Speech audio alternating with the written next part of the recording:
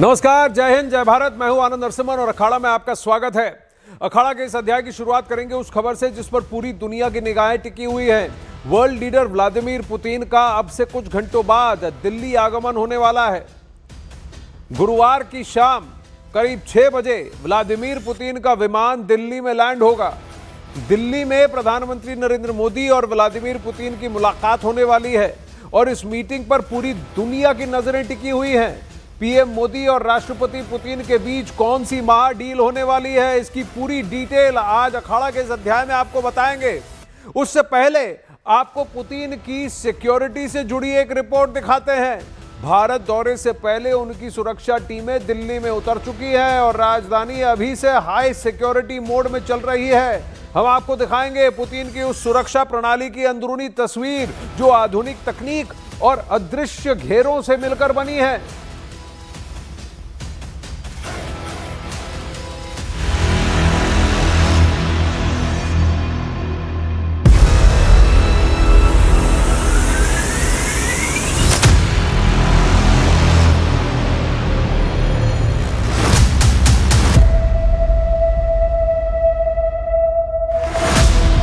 दुनिया का सबसे जटिल सुरक्षा घेरा।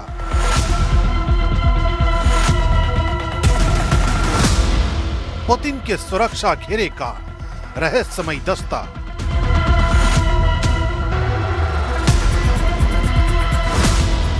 खामोशी में छिपी रूस की सुरक्षा शक्ति।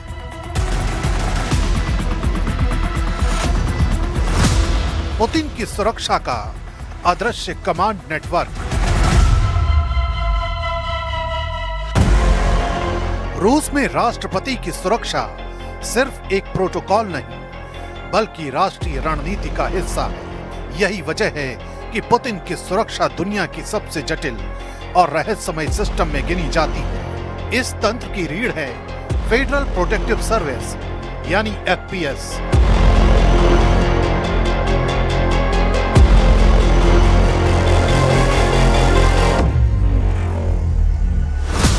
जिसके भीतर मौजूद एलीट एसबीपी यूनिट पुतिन की हर गतिविधि पर नजर रखती है। यह सुरक्षा मॉडल 2 हिस्सों में बटा होता है, एक वो जो लोगों को दिखता है और दूसरा वो जो किसी को दिखाई नहीं देता।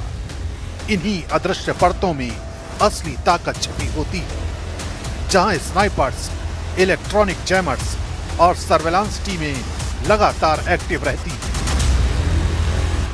दिल्ली में भी यही मॉडल अपनाया जा रहा है। रूसी टीमें लगातार उन सभी रूट्स की मैपिंग कर रही हैं जिनसे पुतिन की मूवमेंट होनी है। भारतीय एजेंसियां भी उनके निर्देशों के मुताबिक मॉक ड्रिल को कर रही हैं। पुतिन जहां भी जाते हैं वहां पहले एडवांस टीम भेजी जाती है जो इलाके की हर संवेदनशील परत को स्कैन करती है। इमारतों की ऊंचाई से लेकर भीड़ की प्रकृति तक हर एलिमेंट का जोखिम समझा जाता है। राष्ट्रपति पुतिन के सामने दिखने वाले बॉडीगार्ड केवल पहली लेयर होते हैं। असली सुरक्षा दूर तैनात स्नाइपर्स, आर्म्ड सपोर्ट टीम और इलेक्ट्रॉनिक निगरानी तंत्र के बीच फैली रहती है। पुतिन का काफिला भी अत्याधुनिक होता है जो अचानक दिशा बदल सकता है और खतरे की स्थिति में तुरंत सुरक्षा कवच बन जाता है। यह पूरा सिस्टम एक सैन्य ऑपरेशन की तरह काम करता है। पुतिन की मूवमेंट और लोकेशन अक्सर आखिरी समय तक गुप्त रखी जाती हैं। इसका मकसद किसी भी योजनाबद्ध खतरे को समय रहते रोकना और विरोधी को भ्रमित करना होता है। इस सुरक्षा ढांचे की सबसे खास बात इसकी इनविजिबल लेयर्स हैं। इन्हीं में छिपे होते हैं कमांड यूनिट्स जो खतरे की स्थिति में पल भर में कंट्रोल संभाल लेते हैं।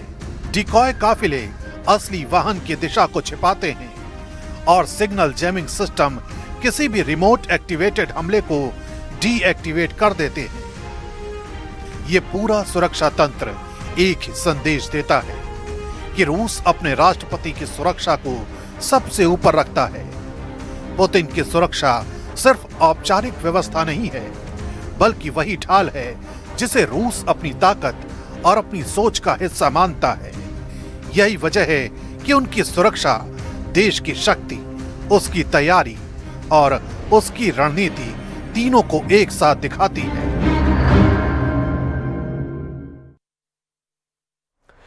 पूर्व राजनयिक अशोक सज्जनार जी हमारे साथ हैं। अशोक जी नमस्ते, मैं आनंद नरसिम्हन बोल रहा हूं। सबसे पहली बात बताइए, ये पार्टनरशिप में नो लिमिट का मतलब क्या है? पेस्कोव जी किस तरफ इशारा कर रहे थे? जी बहुत धन्यवाद आनंद, मुझे आमंत्रित करने के लिए। देखिए, भारत और रूस के संबंध तो बहुत पुराने हैं और अभी तो हम जानते हैं 2010 से स्पेशल प्रिविलेज स्ट्रेटेजिक पार्टनरशिप है और पिछले कुछ सालों से तो इसके ऊपर बहुत ही दबाव आया है हमारे ऊपर, भारत के ऊपर। परंतु इन सब दबाव के बावजूद, हालांकि हमने कहा है जो रूस का जो हमला हुआ है यूक्रेन के ऊपर, वो जो यूनाइटेड नेशन संयुक्त राष्ट्र संघ का जो चार्टर है उसकी विरुद्ध है, उसका हमको पालन करना चाहिए। परंतु हमने अपने संबंधों को रूस के साथ एकदम उसमें कोई कमी नहीं आने दी है, उसके ऊपर कोई क्षति नहीं पड़ने दी है जी। हमने डायरेक्टली क्रिटिसाइज नहीं किया है, कंडेम नहीं किया है और हम बराबर तेल खरीदते जा रहे हैं और हमारा जो दायरा है रूस के साथ अपने सहयोग का, वो भी और बढ़ता जा रहा है। उससे बिल्कुल ये मालूम चलता है जो कैसे राष्ट्रपति पुतिन यहाँ पर आ रहे हैं, पिछली बारी प्रधानमंत्री मोदी वहां पर गए थे, तो इसीलिए ये बहुत ही आगे फॉरवर्ड लुकिंग पार्टनरशिप है और मेरे विचार से यही उन्होंने दिमित्री पेस्कोव ने इसी तरफ उन्होंने इशारा किया होगा। जी, चीन के साथ नो लिमिट पार्टनरशिप है, भारत के साथ भी नो लिमिट पार्टनरशिप करना चाहता है। इसी पर अगला सवाल भी है, लेकिन एक अपडेट के बाद हमारे दर्शकों के लिए एम्बेसडर साहब आप बने रहें। वहीं दिल्ली इस समय एक हाई सिक्योरिटी ऑपरेशन के बीच खड़ी है। पुतिन का पूरा मूवमेंट सीक्रेट रखा गया है, रूट सीक्रेट है। वो कितने बजे उनका टचडाउन होगा ये भी इस वक्त सीक्रेट है। सीसीटीवी से लेकर ट्रैफिक डाइवर्जन तक हर परत को कई बार टेस्ट भी किया जा रहा है ताकि ये दौरा किसी भी चूक के बिना पूरा हो सके।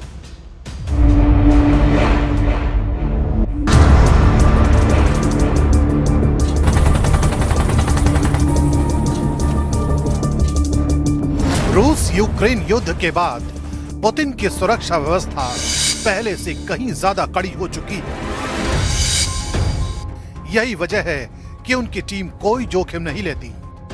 भारत दौरे से पहले ही रूसी सुरक्षा यूनिट दिल्ली पहुंच चुकी है और एसपीजी के साथ मिलकर पूरे सुरक्षा ढांचे की जांच कर रही है। एयरपोर्ट से लेकर राष्ट्रपति भवन तक सभी संभावित रूट्स का मैप तैयार किया गया है। हर सड़क, हर मोड़ और हर सेकंड की मूवमेंट को पहले ही प्रैक्टिस में उतारा जा रहा है। फिलहाल एयरपोर्ट से लेकर पुतिन के ठहरने की जगह और कार्यक्रमों तक हर लोकेशन पर मॉक ड्रिल लगातार चल रही है। दिल्ली पुलिस के जवान, एसपीजी कमांडो और केंद्रीय सुरक्षा एजेंसियों की टीमें अलग अलग समय पर इन रिहर्सल में हिस्सा ले रही हैं ताकि असल विजिट के दौरान किसी भी स्थिति में तुरंत प्रतिक्रिया दी जा सके। सबसे अहम है सीसीटीवी मॉनिटरिंग, जिसे इस बार और भी ज्यादा मजबूत किया गया है। करीब 1000 सीसीटीवी कैमरे उन इलाकों में लगाए गए हैं जहां से पुतिन का काफिला गुजर सकता है। कई कंट्रोल रूम तैयार किए गए हैं जिनमें दिल्ली पुलिस और इंटेलिजेंस टीम एक साथ बैठकर हर फ्रेम पर नजर रख रही है। जिन रूट्स पर मूवमेंट की संभावना है उन्हें पहले ही नो फ्लाइंग जोन घोषित कर दिया गया है, यानी जमीनी सुरक्षा के साथ हवाई सुरक्षा भी पूरी तरह एक्टिव है। दिल्ली पुलिस ने ट्रैफिक डाइवर्जन के कई प्लान तैयार किए हैं जिन्हें हालात के मुताबिक बदला भी जा सकता है। ये पूरा ऑपरेशन इतना सीक्रेट है कि पुलिस के असली रूट को अंतिम समय तक बेहद सीमित अधिकारियों को ही बताया गया है ताकि सुरक्षा में कोई सेध न लग सके।